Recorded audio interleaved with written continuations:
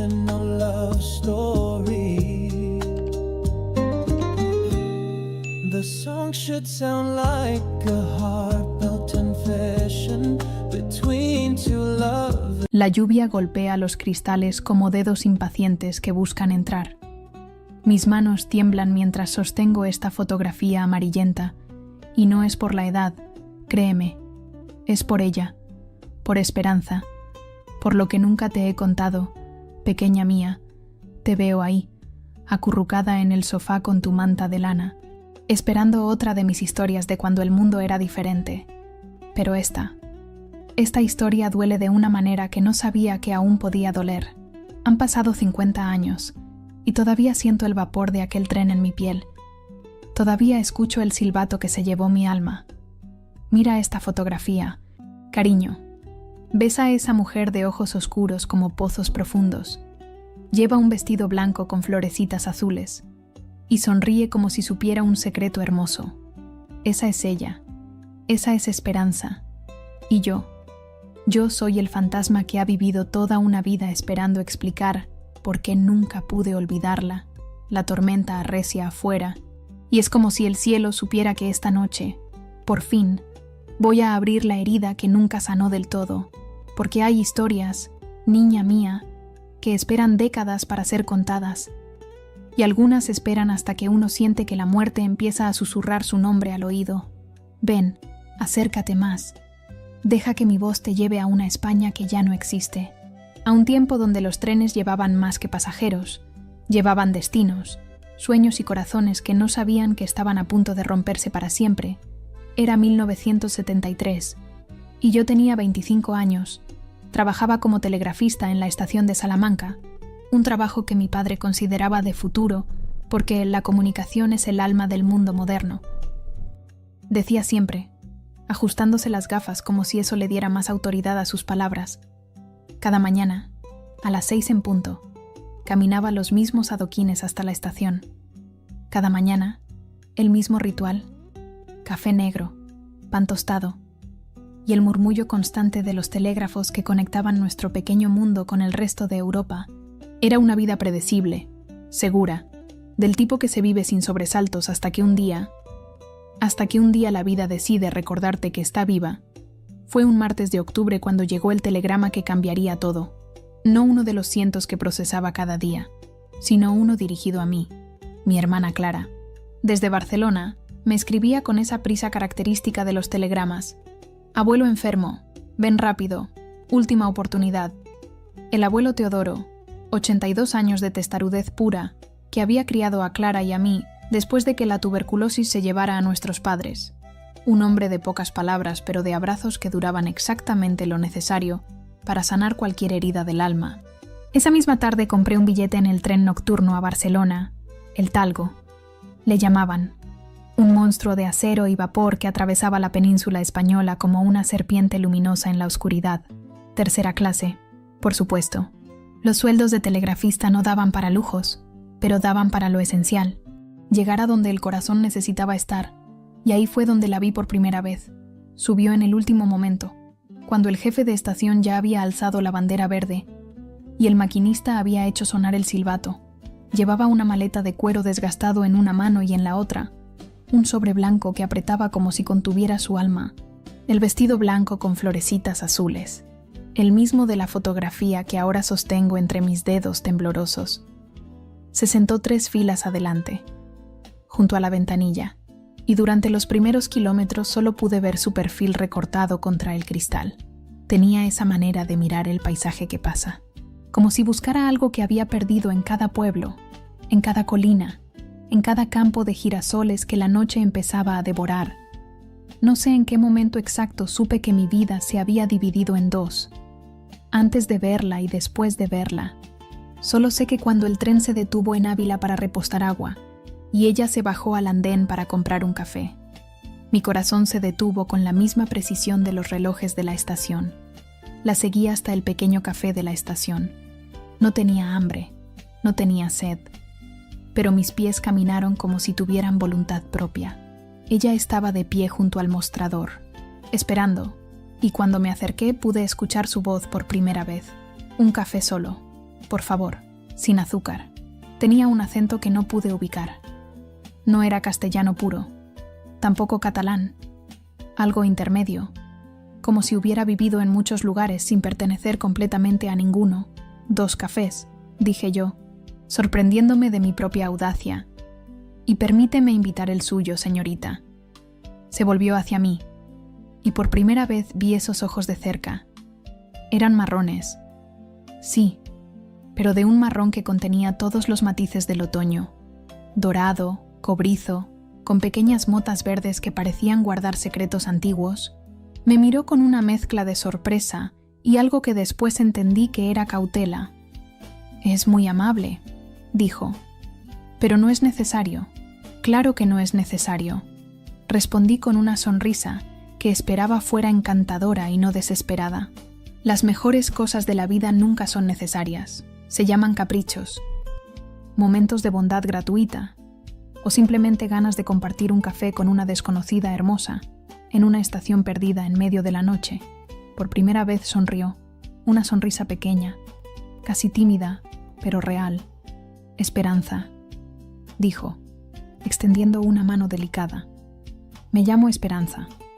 «Miguel», respondí, y cuando nuestras manos se tocaron, juro que sentí una corriente eléctrica que no tenía nada que ver con los cables de telégrafo que manejaba cada día. Regresamos al tren juntos, y esta vez ella no se opuso cuando me senté a su lado. El compartimento estaba en penumbra, iluminado solo por las luces tenues del pasillo, y la luna que se colaba por la ventanilla. Hablamos durante horas. Me contó que era maestra, que trabajaba en un pueblo pequeño cerca de Burgos, que estaba viajando a Barcelona para... Y aquí se detuvo, apretando ese sobre blanco entre sus manos, para resolver algo pendiente. Dijo finalmente, algo que debería haber resuelto hace mucho tiempo. Yo le hablé de mi trabajo, de mi abuelo enfermo, de mi vida ordenada y predecible en Salamanca, pero sobre todo, le hablé de mis sueños, sueños que ni siquiera sabía que tenía hasta que comencé a compartirlos con ella. Quería viajar, conocer otros países, escribir cartas a personas de lugares remotos, conectar mundos a través de las palabras. ¿Sabes qué me parece extraño?, me dijo cuando el tren atravesaba un pueblo dormido, sus luces parpadeando como estrellas caídas. Trabajas conectando a las personas, pero hablas como alguien que se siente desconectado del mundo. Tenía razón. Tenía una forma de ver directo al centro de las cosas que me resultaba tanto fascinante como aterradora. Fue entonces cuando la vi llorar por primera vez. Una lágrima solitaria que se deslizó por su mejilla mientras miraba el sobre blanco. «¿Estás bien?», le pregunté, acercándome instintivamente. «Sí», mintió, secándose la lágrima con rapidez. «Es solo que... es complicado, Miguel. La vida es complicada». «¿Él te hace feliz?», la pregunta salió de mi boca antes de que pudiera detenerla. Se quedó callada tanto tiempo que pensé que no me respondería. Luego, con una voz que apenas era un susurro, «Debería hacerme feliz. Es un buen hombre, educado, trabajador, con planes sólidos para el futuro. Mis padres lo adoran. Todo el pueblo espera nuestra boda». «Eso no es lo que te pregunté». Me miró con esos ojos que parecían contener todos los secretos del universo. Y por un momento pensé que me iba a contar la verdad, toda la verdad, pero entonces apretó el sobre contra su pecho y se volvió hacia la ventanilla. «Hay cosas que no se pueden cambiar, Miguel. Decisiones que se toman y no se pueden deshacer, incluso si te están rompiendo el corazón. Especialmente entonces», susurró, «cuando comenzó a amanecer, cuando los primeros rayos de sol doraron los campos de Cataluña». Ella se había quedado dormida con la cabeza apoyada en mi hombro. El sobre blanco había resbalado de sus manos y estaba ahí, en el suelo del compartimento, tentándome, por un momento terrible y hermoso a la vez. Consideré abrirlo, conocer su secreto, entender qué la llevaba a Barcelona con esa mezcla de determinación y tristeza en los ojos. Pero no lo hice. En lugar de eso, lo recogí cuidadosamente y lo coloqué en su regazo. Hay intimidades que se ganan, no se roban. Una hora antes de llegar a Barcelona, despertó. Me miró con esos ojos todavía nublados por el sueño, y por un momento que duró una eternidad, Pensé que me iba a besar. Se inclinó hacia mí. Sus labios se entreabrieron ligeramente. Y yo cerré los ojos esperando el milagro, pero sintió el sobre en su regazo. Recordó quién era, dónde estaba, por qué viajaba. Se apartó como si hubiera despertado de un sueño, y la distancia que puso entre nosotros fue más vasta que todos los kilómetros que habíamos recorrido juntos. Miguel, susurró, no puedo, no debo. ¿Por qué? Pregunté, aunque parte de mí ya conocía la respuesta. Porque... Su voz se quebró. Porque si te beso ahora, no tendré fuerzas para hacer lo que debo hacer cuando lleguemos a Barcelona.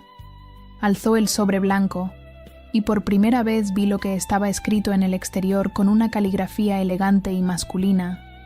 Para Esperanza, mi amor eterno. Mi corazón se hundió como una piedra en un pozo profundo. Voy a casarme, dijo con una voz tan suave que apenas pude escucharla por encima del ruido del tren. En 2 días, esta carta. Es de él, de Eduardo. Me está esperando en Barcelona. Pero había algo en su voz, pequeña mía. Algo que no pude identificar entonces, pero que ahora, después de todos estos años, reconozco como lo que era. El sonido de un corazón que se rompe al decir una verdad que no quiere ser verdad. El resto del viaje se convirtió en una agonía exquisita. Ella miraba por la ventanilla. Yo fingía leer un periódico que había comprado en Ávila, pero en realidad solo podía pensar en una cosa. Había conocido al amor de mi vida 8 horas antes de que se casara con otro hombre. Pero algo había cambiado en ella después de nuestra conversación.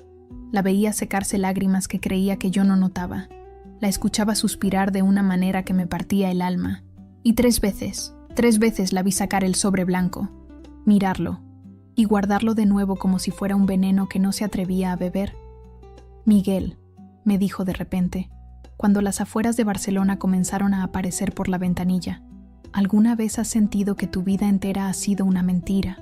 ¿Qué quieres decir?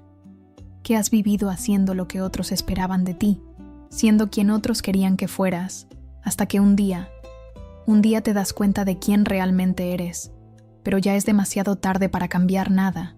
La miré, y vi en sus ojos una desesperación tan profunda que me dolió físicamente. Nunca es demasiado tarde, Esperanza. ¿Cómo puedes estar tan seguro?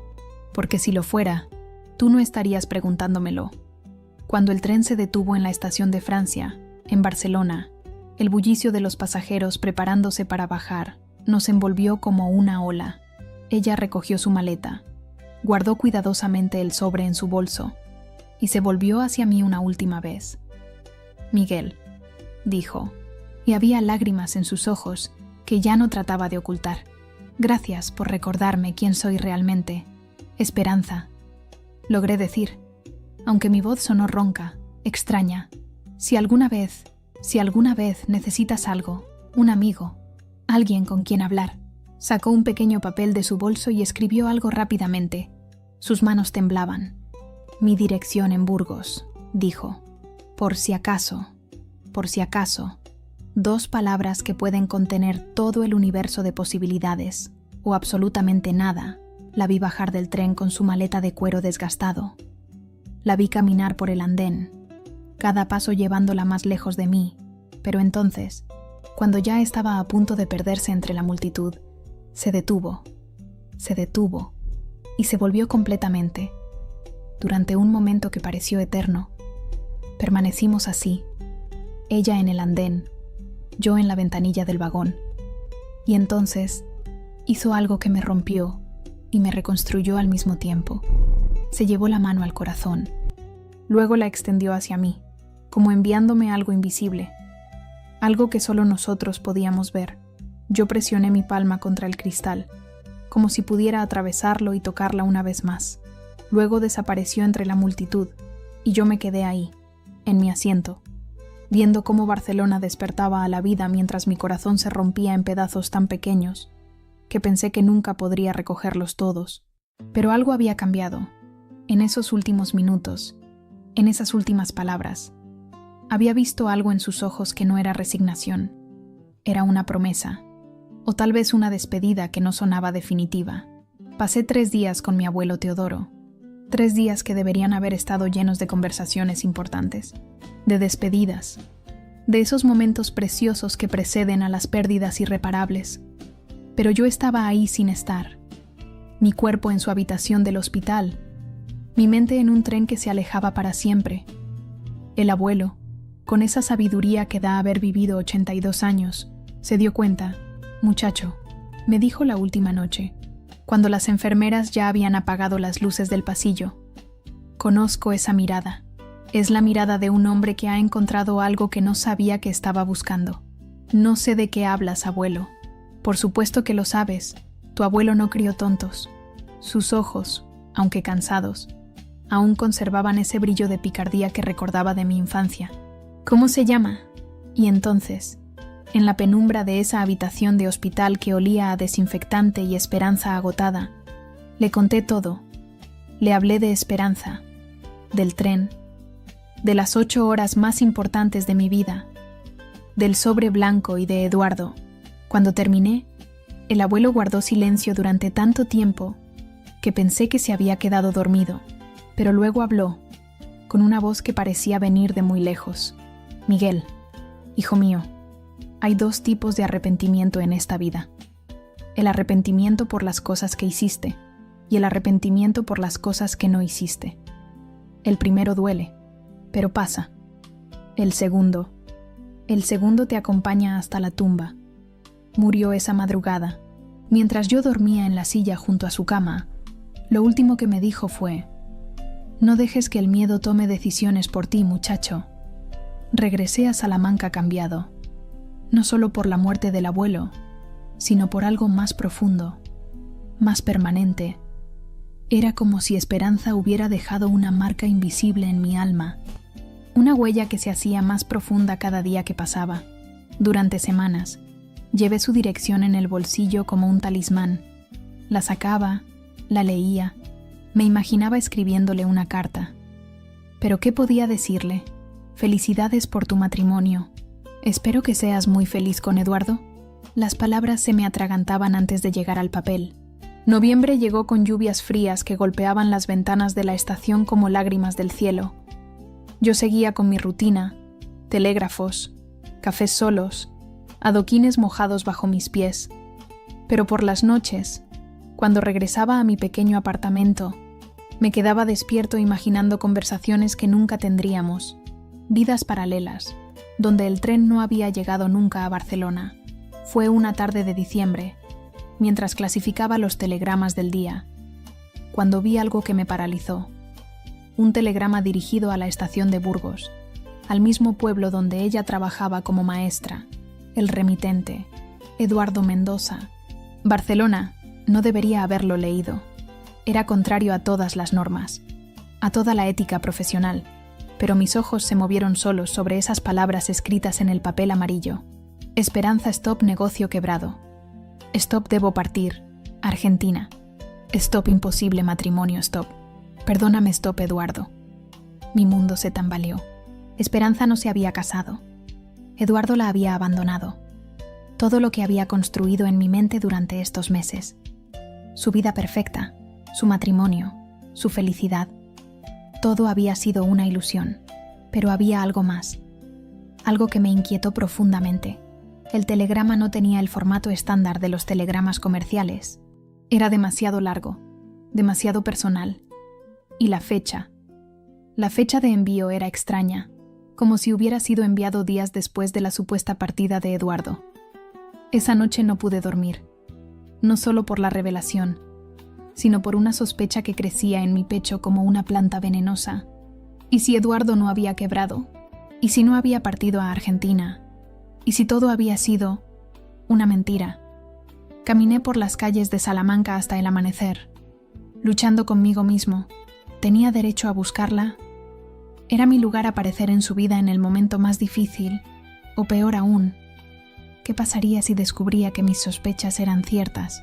Porque empezaba a entender algo terrible y hermoso a la vez, que tal vez, solo tal vez, Esperanza había elegido romper su propia vida para poder construir una nueva. Conmigo, el 23 de diciembre, 2 días antes de Navidad, tomé el tren a Burgos. Pero esta vez no iba solo a consolar a una mujer abandonada, iba a descubrir la verdad, aunque esa verdad me matara o me devolviera la vida. El pueblo era pequeño, de esos donde todos se conocen y los secretos duran exactamente el tiempo que tarda una señora en ir de la panadería a la iglesia. Pregunté por la maestra en la primera tienda que encontré. ¿Esperanza? La tendera, una mujer rolliza con mandil floreado, me miró con curiosidad. Pobrecita, hace una semana que no la vemos. Dicen que recibió malas noticias de Barcelona. ¿Sabe dónde vive? La Casa Blanca al final de la calle Mayor, la que tiene las macetas de geranios en la ventana. Pero no sé si querrá visitas, joven. Está pasando un mal momento. Caminé hasta la Casa Blanca con el corazón latiendo tan fuerte que pensé que todo el pueblo podría escucharlo. Los geranios estaban ahí, rojos como pequeñas heridas contra la pared encalada. Toqué la puerta con nudillos temblorosos. Esperé, volví a tocar. Nada. Entonces la vi. Estaba sentada en un banco en la pequeña plaza que había detrás de la iglesia, mirando a los niños que jugaban a pesar del frío. Llevaba un abrigo gris que la hacía verse más pequeña, más frágil de lo que recordaba. El sobre blanco estaba en sus manos, arrugado, como si lo hubiera leído 1000 veces. Me acerqué despacio, como quien se aproxima a un animal herido. Esperanza. Se volvió, y cuando me vio, sus ojos se llenaron de una sorpresa tan pura que me partió el corazón. Miguel, ¿qué haces aquí? Me senté a su lado en el banco. Vine a verte. ¿Cómo supiste? El telegrama. Lo vi en la estación. No mentí. Pero tampoco le dije toda la verdad. Hay confesiones que pueden esperar.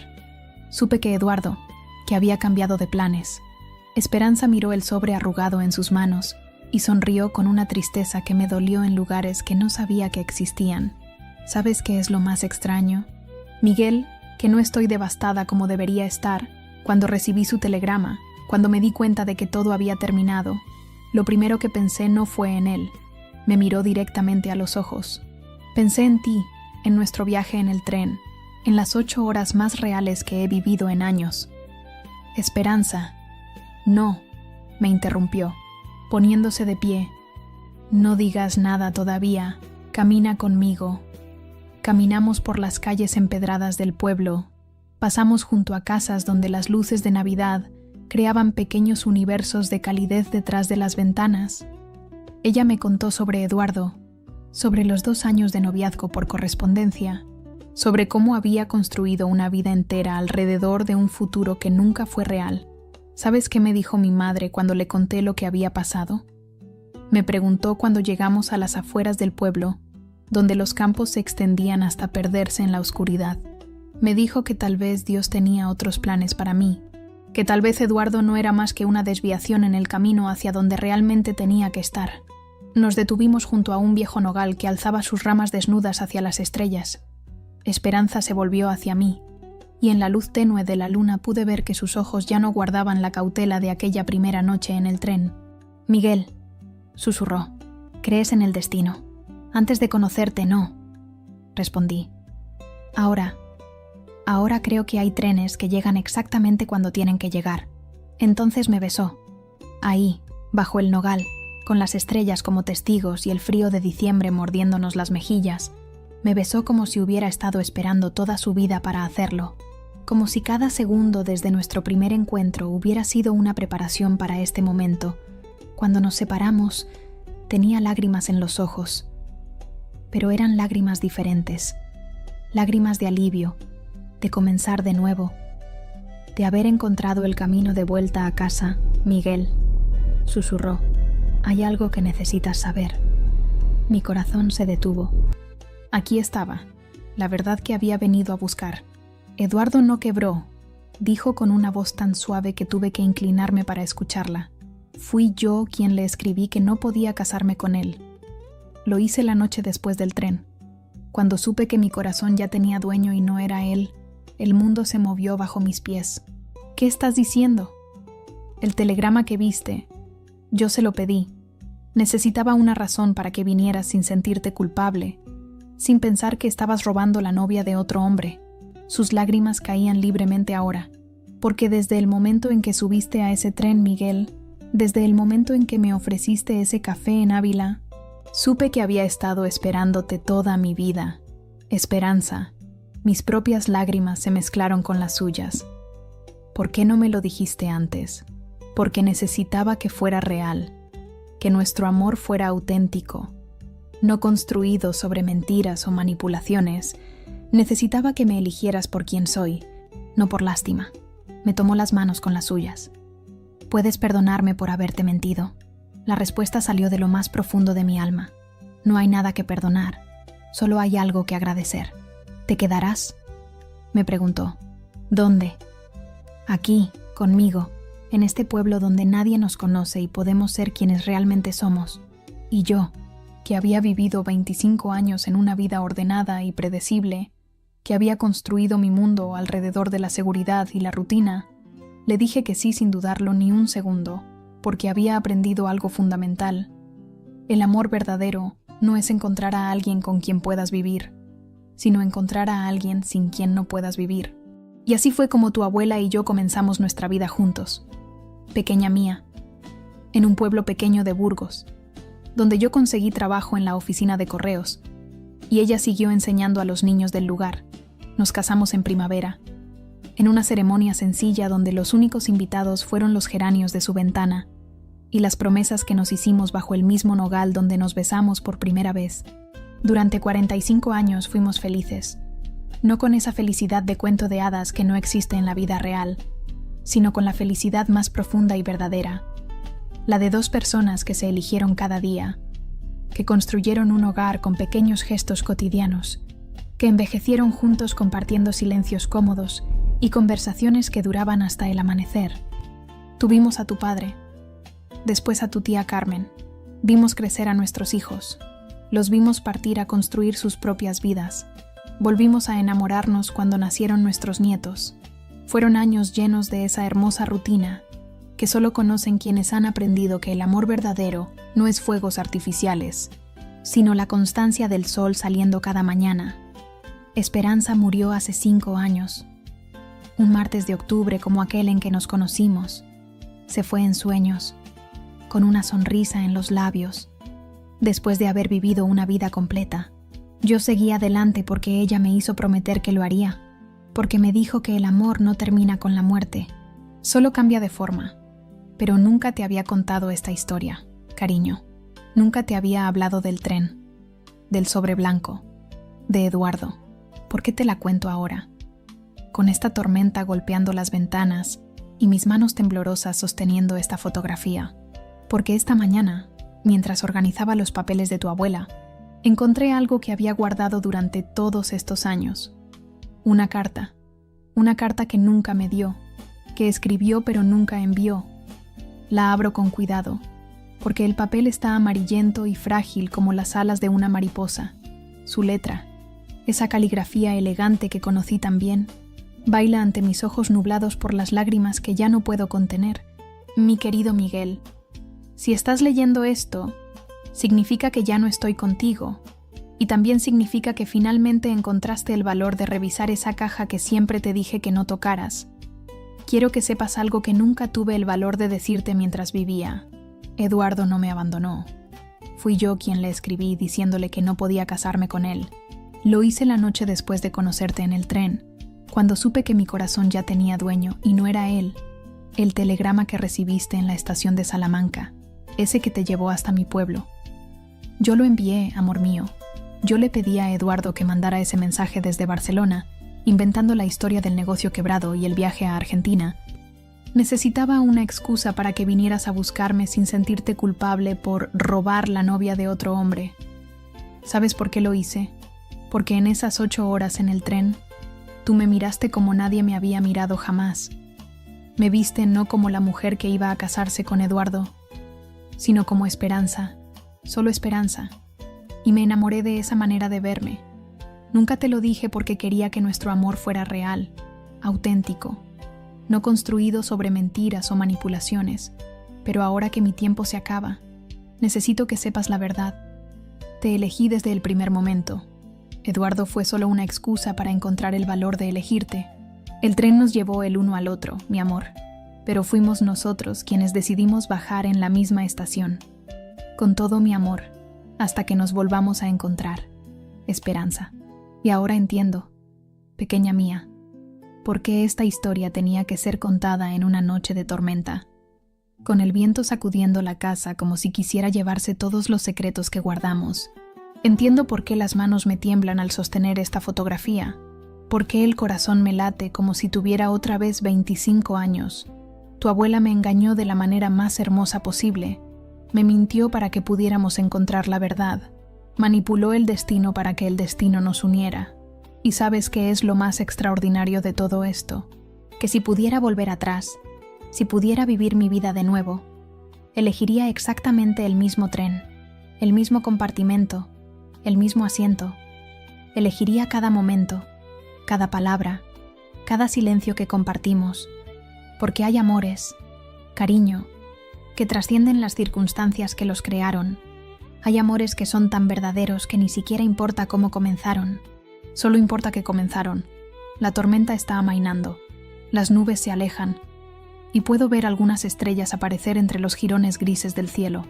Guardo la carta de tu abuela junto a la fotografía, las coloco de vuelta en la caja que ella me pidió que no tocara, y sonrío, porque ahora entiendo, pequeña mía, por qué esta historia tenía que ser contada en una noche de tormenta, con el viento sacudiendo la casa como si quisiera llevarse todos los secretos que guardamos. Entiendo por qué las manos me tiemblan al sostener esta fotografía, por qué el corazón me late como si tuviera otra vez 25 años. Tu abuela me amó tanto, que estuvo dispuesta a romper su propia vida para reconstruirla conmigo. Me eligió con una determinación que me quitó el aliento, pero me dejó creer que había sido el destino quien nos había unido. Me dio el regalo de sentirme elegido y el tesoro de haberla conquistado, cuando en realidad fue ella quien me conquistó desde el primer momento. ¿Y sabes qué es lo más extraordinario de todo esto? Que si pudiera volver atrás, si pudiera vivir mi vida de nuevo, elegiría exactamente el mismo tren, el mismo compartimento, el mismo asiento. Elegiría cada momento, cada palabra, cada silencio que compartimos. Elegiría incluso la mentira hermosa que me contó, porque me llevó a la verdad más grande de mi vida. La tormenta está amainando, las nubes se alejan, y puedo ver algunas estrellas aparecer entre los jirones grises del cielo. Guardo la carta de tu abuela junto a la fotografía. Las coloco de vuelta en la caja que ella me pidió que no tocara, y sonrío, porque ahora sé que Esperanza sigue aquí, en cada historia que cuento, en cada recuerdo que comparto contigo. Sigue aquí en el eco de su risa que aún escucho cuando el viento pasa por las ramas del nogal que plantamos en el jardín, en memoria de aquel donde nos besamos por primera vez. Y tú, pequeña mía, eres parte de esa historia, tú y todos los que vengan después, porque el amor verdadero no termina con quien lo sintió primero, se multiplica, se extiende, se convierte en el legado más hermoso que podemos dejar en este mundo. Pero hay algo más que quiero que sepas, algo que solo he entendido completamente esta noche. Tu abuela no solo me salvó de una vida vacía, me enseñó que el amor más grande no es el que llega por casualidad, sino el que se elige con valentía, día tras día, momento tras momento. Hay trenes que pasan solo una vez en la vida, cariño, y cuando llegue el tuyo, cuando sientas que tu corazón se detiene al ver a alguien subir en el último momento, con una maleta de cuero desgastado y secretos en los ojos, no dejes que el miedo tome decisiones por ti. Súbete al tren, siéntate junto a la ventanilla y deja que el amor haga el resto del camino, porque algunas historias, las más hermosas, comienzan exactamente cuando pensamos que todo ha terminado. Y esta, mi querida nieta, es solo el principio, el amor verdadero. Verás, no es una casualidad hermosa, es una decisión valiente que se toma una y otra vez, hasta que se convierte en el aire que respiramos.